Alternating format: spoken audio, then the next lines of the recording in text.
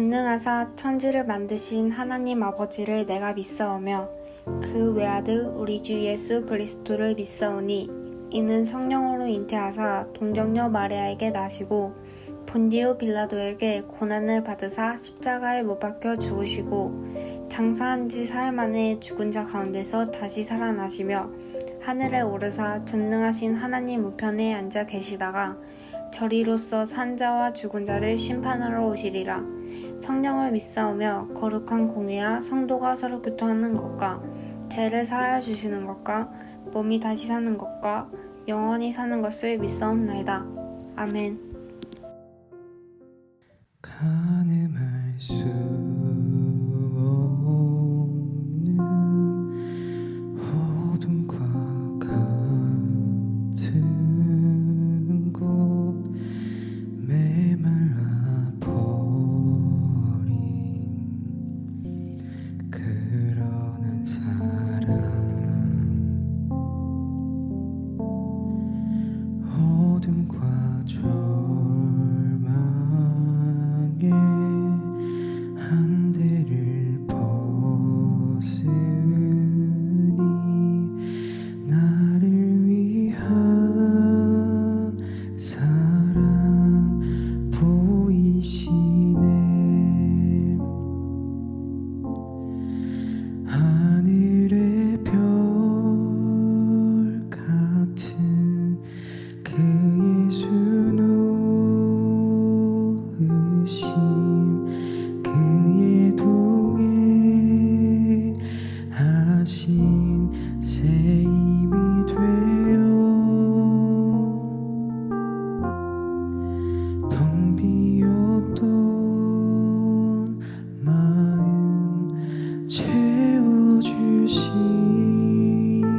사랑 당신의 형상 닮아가네.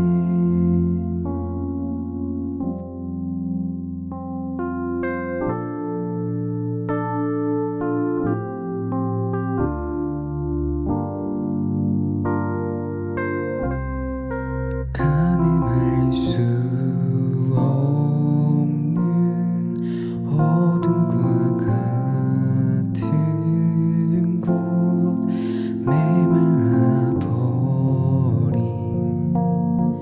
그러는 사람 어둠과 절망에 한대를 벗으니 나를 위한 사랑 보이시네. 하늘의 별 같은 그 예수 놓으심 그의 동행하심 새 힘이 되어 텅 비었던 마음 채워주신 사랑 당신의 형상 닮아가네. 하늘의 별 같은 그 예수 놓으심 그의 동행하심 새 힘이 되어 텅 비었던 마음 채워주신 사랑 당신의 형상 닮아가네.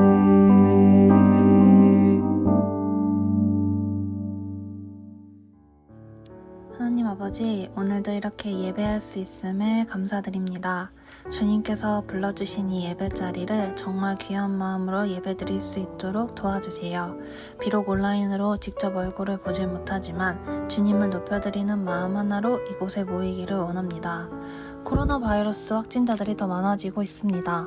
그동안 학교나 학원, 직장과 같은 어딘가를 가고 만나는 과정들이 당연시 느껴졌는데 이 시기를 지나면서 얼마나 큰 은혜였는지 깨닫게 되는 것 같습니다.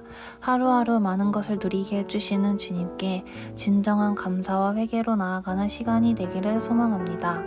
이제 많은 사람들이 백신을 맞았고 앞두고 있기도 합니다. 끝까지 안전하게 잘 맞을 수 있도록 도와주시고 이후에도 큰 문제 없도록 지켜주시기를 기도드립니다.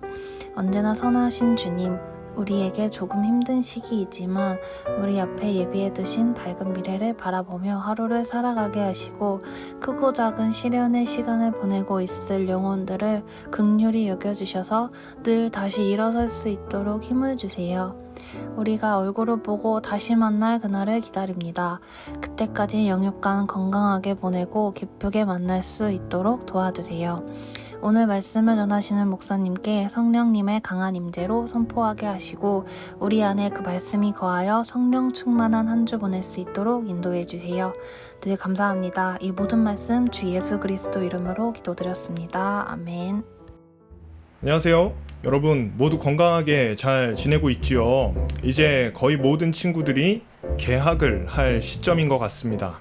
여전히 코로나 상황은 심상치 않습니다. 우리 모두 이 방역수칙을 잘 지키면서 한 주간의 일상을 살아내면 좋겠습니다. 오늘은 특별히 고1반이 이 예배를 채워가는 날입니다. 광고를 전하겠습니다. 거리두기 4단계 계속해서 유지 중입니다. 예배는 당분간 온라인으로 드립니다. 확진자가 거의 2,000명을 육박하는 상황이 계속해서 크게 변동이 없이 계속 유지되는 중입니다. 아마도 이 거리두기 4단계 쉽게 풀릴 것 같은 조짐이 보이지가 않는데요.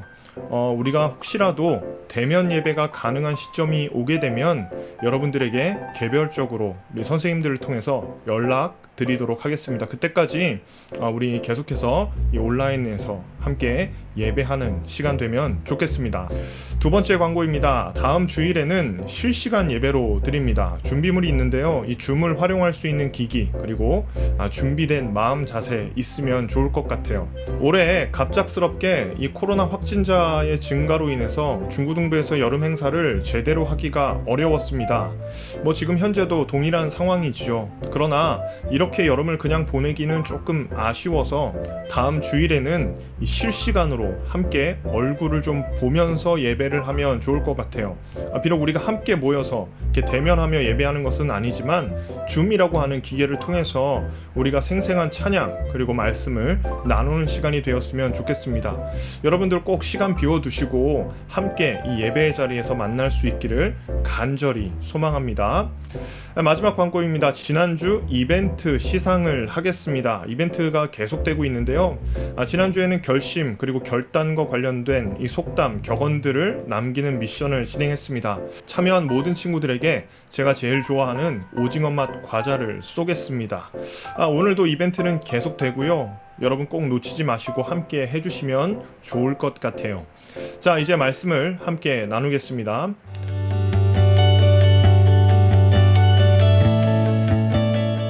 오늘 말씀 봉독은 제가 하도록 하겠습니다. 한 부자가 있어 자색 옷과 고운 베옷을 입고 날마다 호화롭게 즐기더라. 그런데 나사로라 이름하는 한 거지가 헌데투성이로 그의 대문 앞에 버려진 채 그 부자의 상에서 떨어지는 것으로 배불리려 하매 심지어 개들이 와서 그 헌데를 핥더라. 이에 그 거지가 죽어 천사들에게 받들려 아브라함의 품에 들어가고 부자도 죽어 장사되매 그가 음부에서 고통 중에 눈을 들어 멀리 아브라함과 그의 품에 있는 나사로를 보고 불러 이르되 아버지 아브라함이여 나를 긍휼히 여기사 나사로를 보내어 그 손가락 끝에 물을 찍어 내 혀를 서늘하게 하소서.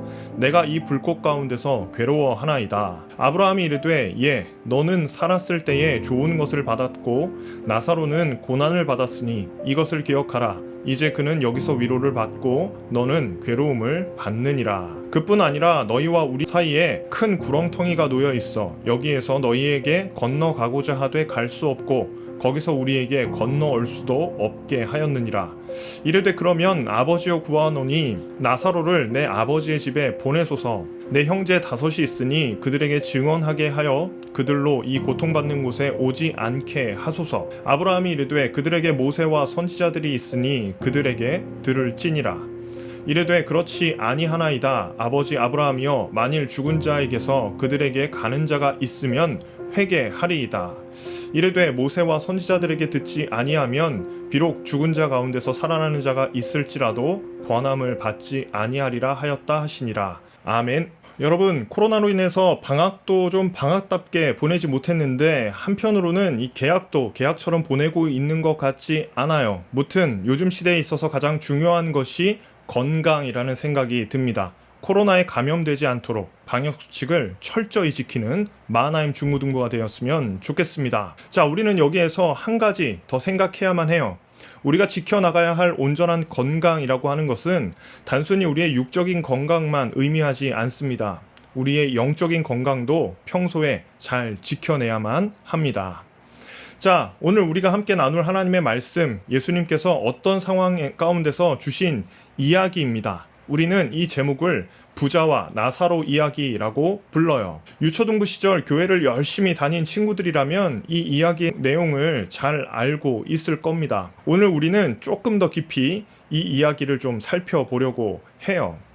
자, 어떤 이야기를 해석할 때 정말 중요한 것이 있는데 그것은 어떤 교훈을 주고자 하는 이야기가 어떤 문맥에서 진행되고 있는가, 이것을 잘 살펴보는 것이 중요합니다. 왜냐하면 흔히 같은 말이라고 하더라도 상황에 따라서 다르게 해석되는 경우가 많기 때문이에요. 예를 들어서 우리 잘했어 이 말을 좀 예로 들어보겠습니다. 어떤 가수가 노래를 엄청나게 잘했습니다. 그러면 우리가 뭐라고 평가할까요? 와, 잘했어, 이렇게 이야기할 수 있겠죠. 이때 잘했어의 의미는 말 그대로 잘했다는 의미가 됩니다. 그런데 만약에 제가 시험 기간에 놀고 유튜브를 보고 그렇게 시간을 막 보내다가 시험을 봤어요. 결과가 어떨까요? 당연히 나쁠 겁니다. 이때 부모님이 저를 향해서 아유 잘했어 이러면 그 뉘앙스 전과는 전혀 다르겠죠. 이렇게 어떤 이야기가 가지고 있는 교훈도 동일합니다. 어떤 문맥에서 진행됐냐에 따라서 그 의미가 달라질 수 있다는 거예요. 여러분, 이렇게 지금 서론이 길어질 수밖에 없는 이유는 이 부자와 나사로 비유의 시작점에 이 문맥이 잘 드러나지 않기 때문입니다. 19절 말씀 같이 읽어볼까요? 한 부자가 있어 자색 옷과 고운 베옷을 입고 날마다 호화롭게 즐기더라. 어떤 상황이 제시되어 있지 않죠. 그냥 바로 비유로 들어가고 있습니다. 그런데 이 비유의 배경은 19절에 있는 것이 아니라 14절로 거슬러 올라가야 합니다. 그러면 우리 14절도 읽어봐야겠죠. 바리새인들은 돈을 좋아하는 자들이라 이 모든 것을 듣고 비웃거늘. 여기에 이 비유의 대상인 바리새인들이 등장합니다. 누가는 이 바리새인들의 특징에 대해서 이렇게 설명하고 있어요. 그들은 돈을 좋아하는 자들이라. 우리가 16장 1절부터 면밀하게 이 문맥을 다 살펴보지 않았지만 14절을 통해서 볼 때 그들은 예수님의 어떤 가르침을 들은 후에 비웃었다라고 하는 것을 알 수 있어요. 그리고 아마도 이 예수님의 가르침이 탐탁치 않았다는 의미가 될 겁니다. 그리고 그 내용은 그들이 좋아하는 돈과 관련이 있다는 것도 우리는 알 수가 있겠죠.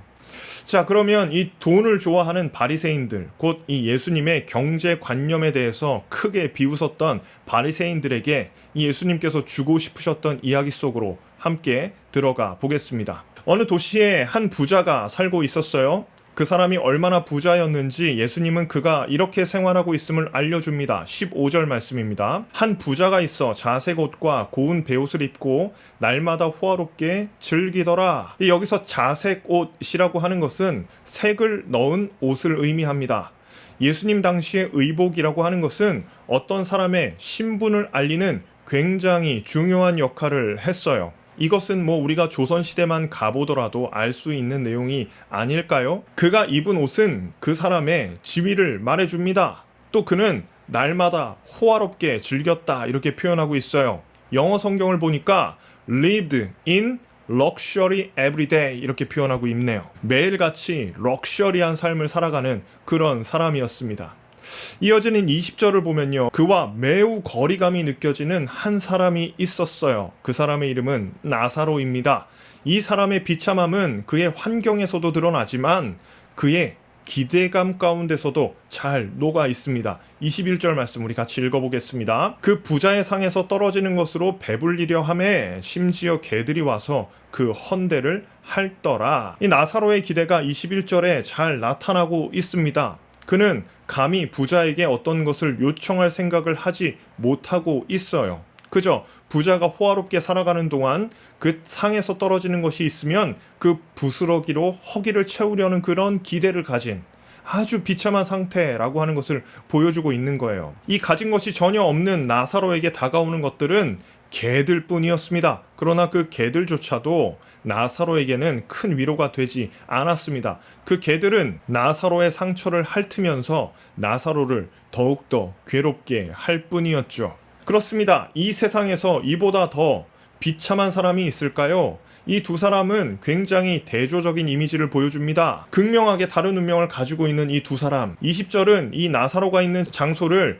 부자의 집 대문 앞이라고 이렇게 표현합니다. 물리적으로는 이 두 사람의 간격 문 하나를 두고 있는 것처럼 보이죠. 그러나 심리적 거리는 굉장히 멀어 보이기만 합니다. 이 이야기는 급진적으로 개인의 종말을 향해서 흘러가고 있습니다. 특별히 22절조차 이 두 부류의 차이점이 드러나는데요. 함께 읽어보겠습니다. 이에 그 거지가 죽어 천사들에게 받들려 아브라함의 품에 들어가고 부자도 죽어 장사되매. 사실 이 굉장히 갑작스럽습니다. 잘 살고 있었는데, 아니 한 명은 잘 못 살고 있었지만 여기에서 나사로는 그냥 죽었다 이렇게 표현이 됩니다. 그러나 부자는 죽어 장사되었다고 표현되고 있어요. 이 표현이 우리에게 주는 의미가 있습니다. 죽어서까지도 아무도 신경 쓰지 않는 나사로와 죽어도 장사를 지내줄 수 있는 가족이 있는 부자의 차이가 존재하는 겁니다. 그런데 여러분, 바로 이 지점을 기억해야 될 필요가 있어요. 가진 자가 대우를 받는 것은 딱 죽을 때까지라는 것을요. 죽음 이후에는 이 둘의 상황이 많이 달라질 겁니다. 나사로는 죽으면서 천사들에게 받들려 아브라함의 품에 들어갔지만 부자의 종말은 지옥에 떨어지는 것이었어요. 도대체 왜 이 부자는 지옥에 또 나사로는 천국에 들어간 것일까? 바울이 이야기하는 이 믿음이라는 요소가 이 이야기에서는 전혀 등장하지 않고 있습니다. 과연 나사로가 믿음을 가진 사람이었는지를 우리가 알기는 어려울 것 같아요. 그러나 부자의 요청을 가만히 읽어보면 우리는 어떤 단서 하나를 찾을 수 있을 것 같아요. 24절의 말씀입니다.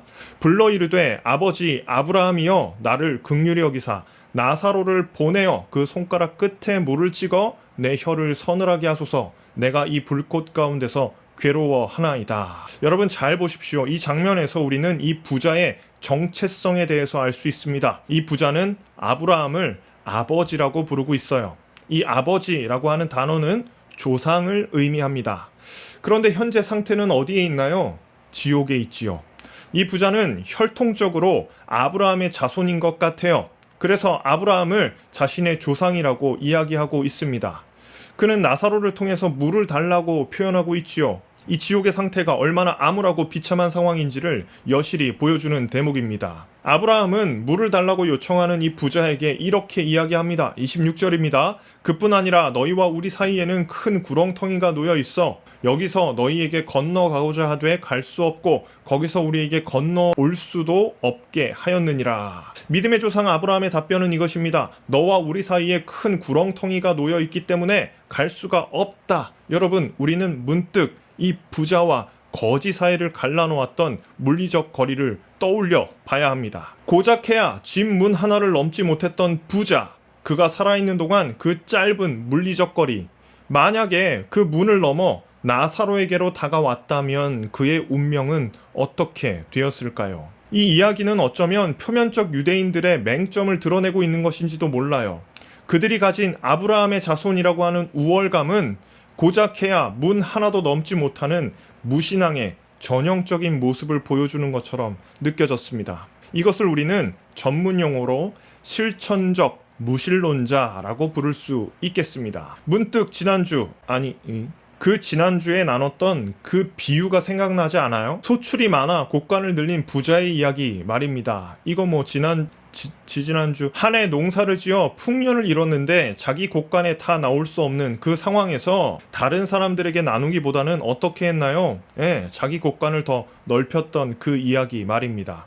이 이야기에 나오는 부자가 바로 이런 삶의 전형을 보여주는 것이 아닐까 하는 생각이 들었습니다. 자신을 위해서는 풍성한 삶을 살았지만 자신의 곡간 밖으로는 단 한 걸음도 나오지 못했던 이 불행한 사람. 그러니까 사실 아브라함이 말하고 싶었던 것은 모든 재물을 너를 위해서만 사용하면 안 된다라고 하는 것을 알려주고 있는 것입니다. 그것은 하나님께서 원하시는 삶의 방식이 전혀 아니었어. 이 특별히 세간의 존경을 받으며 하나님의 뜻을 행한다고 자처하는 바리새인들이라면 그들의 삶의 방식은 그러면 안 된다라고 하는 것을 강력하게 나타내는 것일 겁니다. 부자는 다급하게 이렇게 요청하고 있어요. 28절을 읽어보겠습니다. 내 형제 5이 있으니 그들에게 증언하게 하여 그들로 이 고통받는 곳에 오지 않게 하소서. 나에게 형제 5이 있습니다. 즉 이 부자가 형제처럼 느끼고 여겼던 사람들이 있었다는 것을 의미하겠죠. 그들 중에 이 나사로와 같은 사람은 아마 없을 거예요. 이 이야기는 그들 모두가 어떤 인물인지를 말해줍니다. 그들의 종말론적인 배경이 어디 있는지를 확실하게 알려주고 있다는 말이에요. 그래요.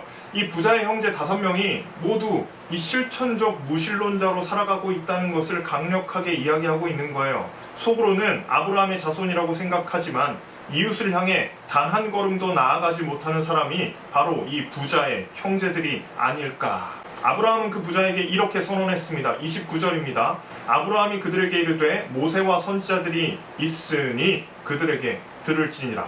여러분, 여기에서 모세와 선지자들은 구약 성경을 가리킵니다. 즉 하나님의 말씀을 통해서 그들이 변화되어야 한다는 것입니다. 말씀의 권위를 인정하지 못하는 자들은 과연 죽은 자가 다시 살아나는 놀라운 역사, 기적이 일어난다고 하더라도 결코 믿거나 변화되지 않을 것임을 강력하게 선언하고 있는 것입니다. 왜 여기에서 죽은 자가 살아나더라도 라고 하는 그런 기적을 표현한 것일까? 물론 나사로가 죽었기 때문에 살아나는 놀라운 기적을 보여달라는 의미일 것입니다. 그러나 과연 이것이 우리 주님의 부활과 무관한 것일까요? 저는 그렇지 않다고 생각합니다. 이 비유는 지금 예수님께서 전하고 계신 거잖아요. 죽은 자가 살아나더라도 이 예수님의 빈 무덤을 본 사람들이 모두 예수님을 믿지는 않았을 겁니다. 하나님의 말씀을 업신여기는 사람들의 삶이 과연 바뀔 수 있을까? 결코 그럴 수 없다. 이것을 가르치고 있는 것은 아닐까요? 사랑하는 중고등부 여러분, 이제 말씀을 마치려고 합니다. 이 부자와 나사로의 이야기는 예수님의 가르침을 비웃었던 바리새인들을 향한 날카로운 메시지였습니다. 즉 말씀으로 오신 예수님의 가르침을 배척하고 조롱한 바리새인들을 향해 있었다는 의미입니다. 바리새인들의 비웃음은 그들의 삶에 묻어난다라고 하는 사실을 기억할 필요가 있어요. 우리가 잘 살펴본 것처럼 그들은 실천적 무신론자들이었기 때문입니다. 겉으로는 하나님을 잘 섬기는 것처럼 보이지만 실상은 그렇지 않은 무리가 바로 이 바리새인들의 전형적인 특징이었습니다. 우리는 그러면 안 되겠죠.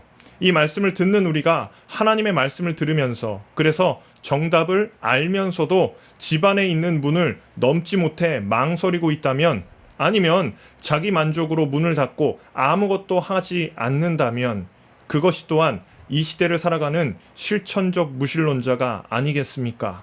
그러니 이제 우리는 그 문을 열어 타인을 위한 자리로 나아가면 좋겠습니다. 이제 개학이죠. 코로나의 상황이 모든 인간관계를 더욱더 피상적으로 만들어가는지는 알 수 없지만 우리의 주변을 돌아보며 나사로와 같이 우리의 도움이 필요한 모든 이들에게 우리의 손을 내밀 수 있는 그 문턱을 넘어갈 수 있는 저와 여러분 되시기를 간절히 소망합니다. 기도하겠습니다. 항상 살아계시고 역사하시는 하나님 아버지, 오늘도 우리에게 귀한 말씀 주셔서 감사드립니다. 이 말씀을 통해서 우리가 우리의 신앙이 실천적 무신론자가 되지 않기를 간절히 소망합니다. 하나님 말씀 앞에서 적절하게 반응하며 주님의 말씀 가운데 순종할 수 있는 은혜의 세대가 되게 하여 주시옵소서. 한 주간 주님께서 도우시고 역사하셔서 우리의 신앙이 우리의 삶에 묻어날 수 있는 경건한 크리스천들이 되게 하여 주시옵소서. 감사 찬송 올려드립니다. 예수님의 이름으로 기도합니다. 아멘. 하늘에 계신 우리 아버지여, 이름이 거룩히 여김을 받으시오며 나라의 임하옵시며 뜻이 하늘에서 이루어진 것 같이 땅에서도 이루어지이다. 오늘날 우리에게 일용할 양식을 주옵시고 우리가 우리에게 죄 지은 자를 사하여 준 것 같이 우리의 죄를 사하여 주옵시고 우리를 시험에 들게 하지 마옵시고 다만 악에서 구하옵소서. 대개 나라와 권세와 영광이 아버지께 영원히 있사옵나이다. 아멘. 오늘의 이벤트입니다. 오늘은 조금 유치하게 가보겠습니다. 마태복음의 저자는 마태입니다. 마가복음의 저자는 마가이고요. 요한복음의 저자는 요한입니다. 자, 그러면 퀴즈입니다. 누가복음의 저자가 가장 좋아하는 아이스크림, 그 이름은 무엇일까요? 정답을 댓글로 남겨주시기를 바랍니다. 정답자들에게는 누가복음의 저자가 가장 좋아하는 그 아이스크림을 쏘겠습니다. 가을이 한 걸음씩 다가오는 것이 느껴지지요. 아침 저녁으로는 선선하고 약간 쌀쌀하기도 한데요. 이런 날들 가운데 이 산책이라도 하십시오 라고 권하고 싶지만 뭔가 자제해야 할 것만 같은 느낌이 강하게 듭니다. 우리 방역수칙을 잘 지키면서 한 주 건강하게 지내면 좋겠습니다. 다음 주에 만나겠습니다. 빠이옴.